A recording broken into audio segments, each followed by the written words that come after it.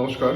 27 তারিখে দাঁড়িয়ে আমরা যথারীতি কন্যা রাশির অ্যাসপেক্টে উন্নতি, ডেভেলপমেন্ট আমরা দেখতে পারবো, শুভত্ব আমরা দেখতে পারবো।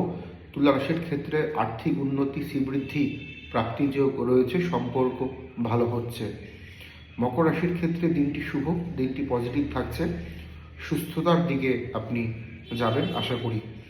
নেগেটিভিটি আমরা লক্ষ্য করতে পারবো আজকের দিনে দাঁড়িয়ে মিথুন রাশির অ্যাসপেক্টে। মিথুন রাশির জন্য আজকের দিনটি খুব একটি পজিটিভ নয়, শুভ নয়, একটা জরাজীর্ণতা বহুল দিন হতে পারে মিথুনের ক্ষেত্রে। মীন রাশির জন্য অর্থ নষ্ট, কমিউনিকেশনে বাধা, কিছু আইনি জটিলতা চলতে থাকলে সেটা আপনার বিপক্ষে যেতে পারে আজকের দিনে দাঁড়িয়ে, মানে 27 তারিখের কথা বলছি। সম্পর্ক নিয়ে অবনতি, প্রেমে বাধা। এই ছিল আমাদের পজিটিভ এবং নেগেটিভের বিষয়। এবং এছাড়া যে রাশিগুলোর কথা আমি উল্লেখ করলাম না, তার আজকের দিনে মানে 27 তারিখে দাঁড়িয়ে বাকি রাশিগুলো অ্যাভারেজ ফল, মিশ্র ফল প্রাপ্ত করতে পারবে। নমস্কার।